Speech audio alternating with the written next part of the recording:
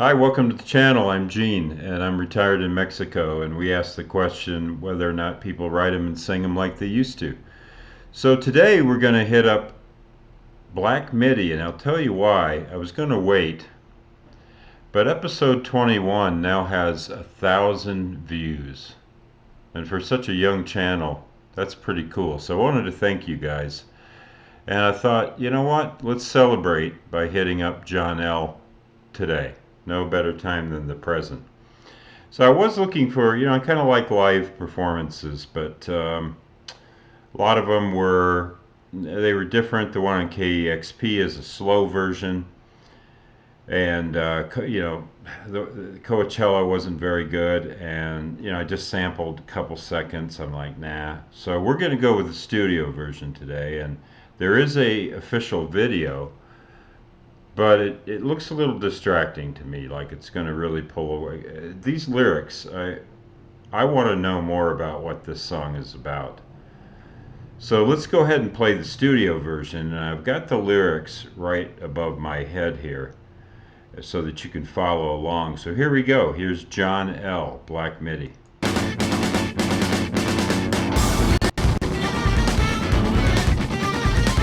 Oh yeah, there's that Ornette Coleman thing again. Love it. Free jazz, like free jazz, right?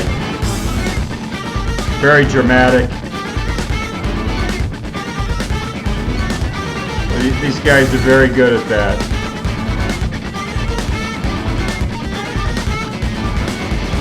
Three uncles of old Sonny Boy, backed only by accordion. 3 rows of pale brunettes protect him from the crowd.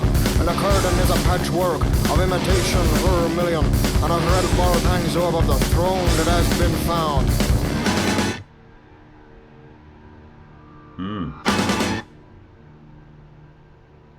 Very dramatic.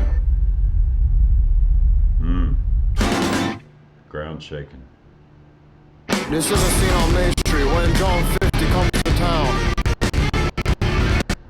Oh, that piano.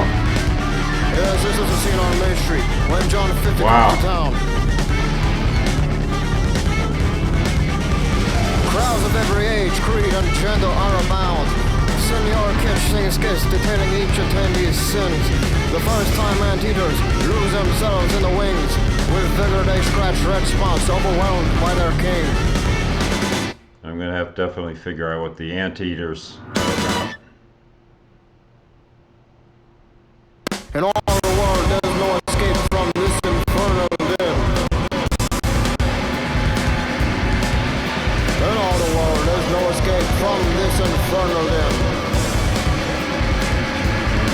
Yeah. The children of Bethlehem, from all boys and girls, come listen to these, my eternal words.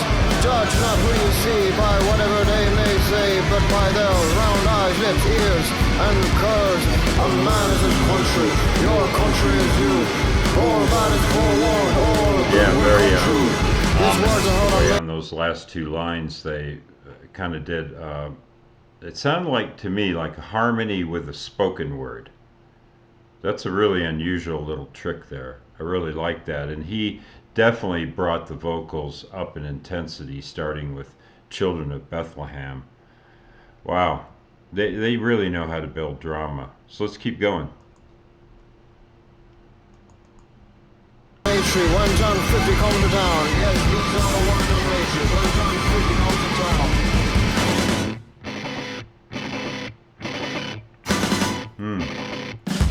Kick drum. Drumsticks on the side of The garbling non-song whips strong into frenzy, and the echoes of his crooning now cease to be heard. No longer pale brunettes are broken in two and thrown to the snouts of the antidote crew. John 50 is in tatters, his soapbox usurped, his torn robe adorns the tree stumps of the earth. No hat-driven army will last long before he breeds men who yearn for their own bloody glory. again, very atonal. I love that. Love those drums. Simpson, that's the guy's name, Simpson. And that piano again.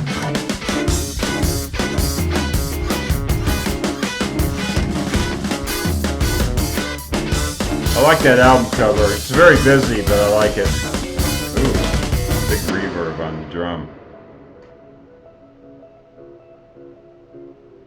And some keys. A lot of echo on those keys.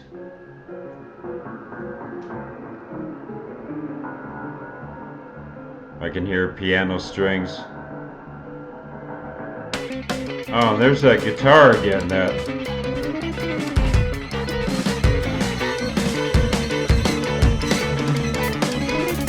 Oh, that's that guitar that reminds me of Sonny Sherrick and those guys, those jazz guys.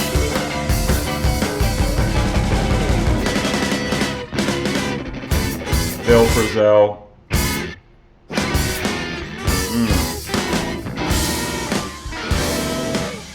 Military snare. Wow, the lyrics are over, but this is a nice long coda.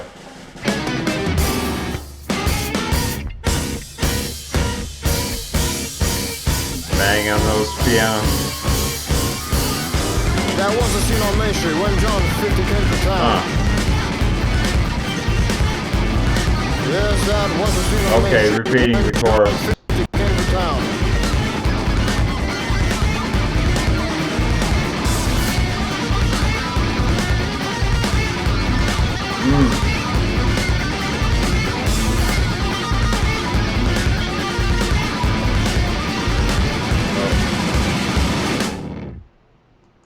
Sorry for the under soft lights. that kind of ruined the mood, didn't it? That little ad right at the end there. But wow, these and everything they're doing makes sense. So it's all chaotic and say tonal, but even though I'm not a musician, I can hear the logic and the organization in it. They know exactly what they're doing.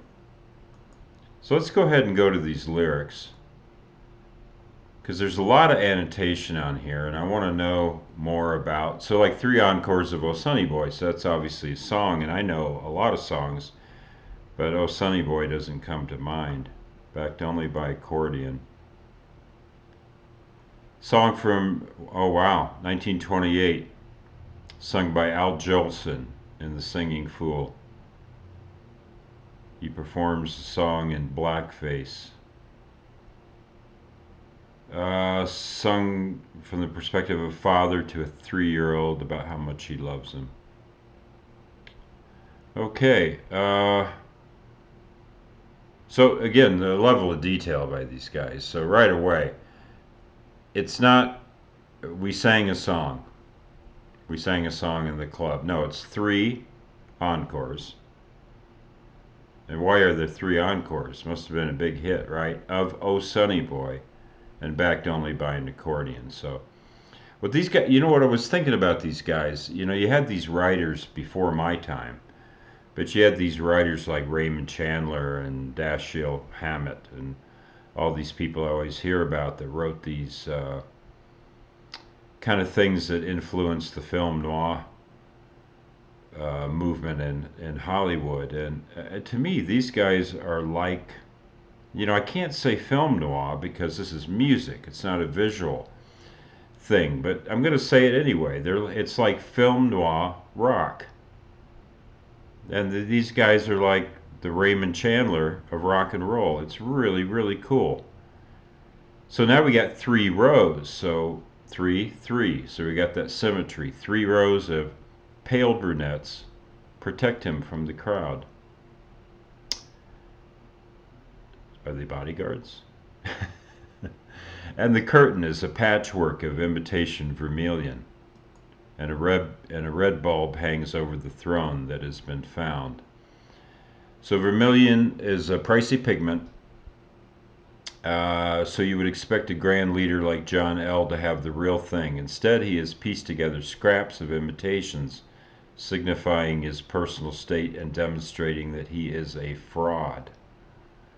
The curtain being a patchwork and John L's name possibly signifying that he's the 50th in a line of kings. Okay, so John L, John the 50th, could suggest that the curtain has been torn to shreds multiple times and that the revolt at the end of the song is in fact a cycle which repeats with the new King John being coronated and the curtain being repaired once again.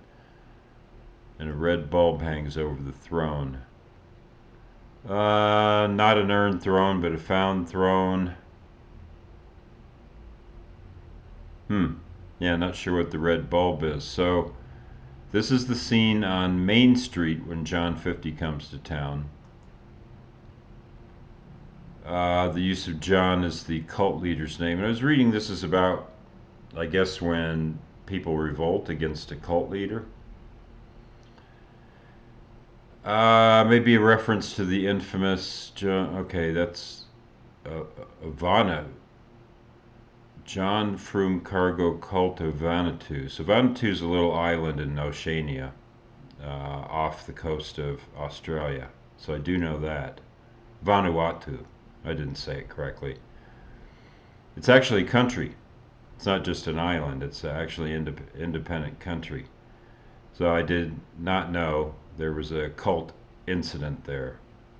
The Elton John's name's not initial. Roman numeral 50. The song has occurred many times before with the unruly mob worshiping each John and then violently replacing them with a new John after they fall out of favor with the crowd. So that's interesting. And again, I don't know how they're getting all of this, these annotators. I just don't know how they're getting all of this out of the, just a simple refrain like that. Crowds of every age, creed, and gender are bound. Senior kitsch. So that's an interesting line. So senior kitsch is a person, suggesting it's a person. Yeah, and kitsch signifies art that appeals to popular taste. So you think of it in kitchen decor and furniture as well. The exact type of art that the senior would be performing if he was mocking the attendees' sins. This is a complicated song. It's going to take me a while to unpack this, right? So the crowd are, let's see, anteaters. So this is the part I'm like, anteaters? Okay. The crowd are drawn into a wild frenzy and tear Kitsch apart, in part because of the king cult leader. With how the situation plays out later on, this could be the start of a violent revolt. So this also isn't the first time that anteaters have been mentioned in a Black Midi song. Okay. Western repeatedly brought up the term anteater town. So, anteater. Are the people the ants? Is that like Dave Matthews, Ants Marching? I think so, because ants, we often refer to mobs of people as ants. So would he be the anteater? Let's see, the first time no, there's anteaters plural, lose themselves in the wings with vigor. They scratch red spots overwhelmed by their king. You guys might have to tell me what all this means. In all the world, there's no escape from this infernal din. That's repeated. Children of Bethlehem, call all boys and girls. So Bethlehem, we think of usually the Bible first, but I mean it's just a city in Israel. But let's see what it says here. John L. is calling on their people to be wary of others and to indulge in nationalism. Okay, so now we're getting a political bent, which could also be a comment on the band's politics, considering the snarling and uncomfortable tone of the passage. The speech also seems to be a flipped version of a passage from Martin Luther King Jr.'s I Have a Dream speech. I have a dream that my 4 little children will one day live in a nation where they will not be judged by the color of their skin, but by the content of their character. Come listen to children of Bethlehem, come all boys and girls, come listen to these my eternal words. Judge not who you see by whatever they may say, but by their round eyes, lips, ears, and curves. A man is his country, your country is you. All bad is forewarned, all good will come true. I like that interpretation. A flip of Martin Luther King. Yeah, I get that. So if you were a nationalist in politics, you would subvert language like that to your cause. So that makes perfect sense. They're also saying this could fit as an antithesis to King for his anti-racist, anti-war, and socialist beliefs. But I think sung from the character, not from the band's personal point of view. The Children of Bethlehem is a John Denver song. Interesting. But it's more likely just Jordy's way of making the cult leader's speech more grandiose. Yeah, I get that. So I really like this verse 3 a lot. I think this annotator is onto something here, that it's a twist and a subversion of I have a dream speech. That's really interesting. And then the refrain is repeated. In verse 4, the gargling non-song. Is that still Oh Sonny Boy? Whips throng into frenzy. So that's why the three pale brunettes had to protect them from the crowd. Let's see, and the echoes of his crooning now cease to be heard. So they're talking about the speech, not the song. The speech sends the crowd into a fit, but due to them drowning out the speaker and killing the no longer pale brunettes that were guarding him, they have most likely turned against him and planned to kill him too. So when they said the no longer pale brunettes, I had a whole different interpretation of them, that they were just flushed because of excitement. But they're suggesting that they're not pale because maybe they're bloody. No longer pale brunettes are broken in two and thrown to the snouts of the anteater crew. John 50 is in tatters, his soapbox usurped. Okay, so now we're going to have John 51. His torn robes adorn the tree stumps of the earth. No hack with an army will last long before he breeds men who yearn for their own bloody gore. Bloody gory. That's what it says. For their own bloody glory. Okay, that makes sense. I had to read that 3 times. Standing on a soapbox, advocating nationalism, but the people seem to have abandoned him. The people he gathered and indoctrinated have cast him aside, and they wish to be free of his cult. Proposed suggestion. What the line means is what you breed will eventually devour you. John L. was pulling off a hack in front of the crowd and advocating aggressive nationalism conflated with egotism. He was trying to deceive a crowd after suggesting them to devote their entire being to a nation. What else but revolt would unfold? So I'm going to take back a comment I made earlier. I talked about Raymond Chandler and Dashiell Hammett and those writers, and I have heard that in their music, and also in Black Country New Road, and maybe more in that band. Maybe I'm thinking there's some similarity between the two bands, and I sometimes get my memories mixed up. But this is a whole different lyric. So if I had a rewind button, I would take that comment back. This is definitely political in nature. It's so creative.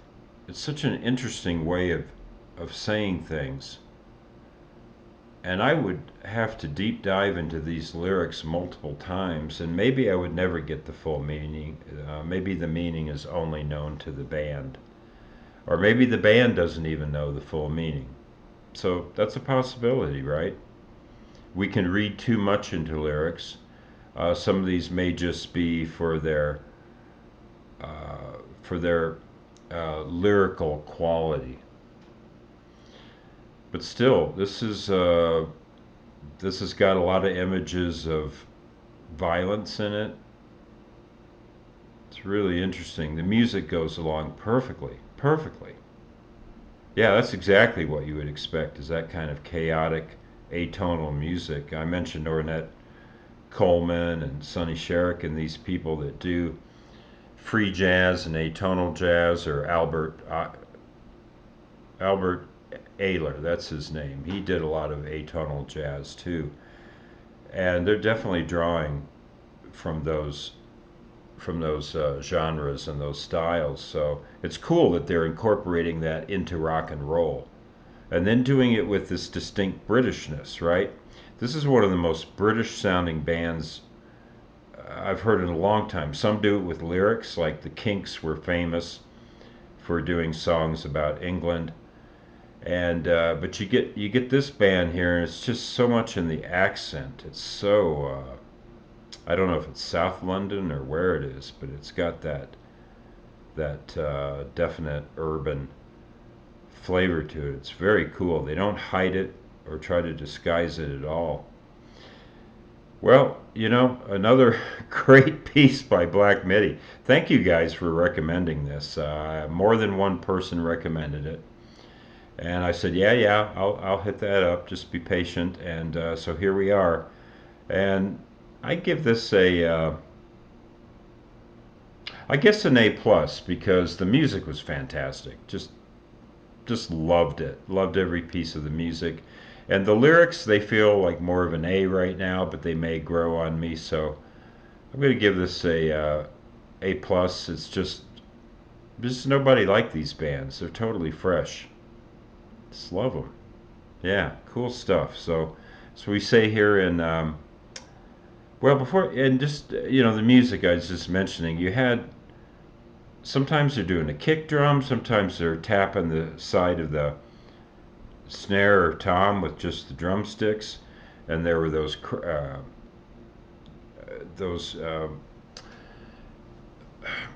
I'm not sure what you call the piano, but those piano runs, I guess is what I want to say. Sorry if my vocabulary is escaping me a little bit. And then, like I say, there was a part where I could hear the piano strings, like they weren't plucking them, but I think they were just banging on the piano. Maybe they had the pedals down on the piano. They were doing something where you could hear the ringing and the sustain of the piano strings. They're doing, and of course, then there's a sax player, right? And all that guitar. Wow, just doing everything they can to make it a busy song. And again, it's organic, it works, and it all makes sense in the song. I loved it. So, as we say in Mexico, buen dia. Thank you.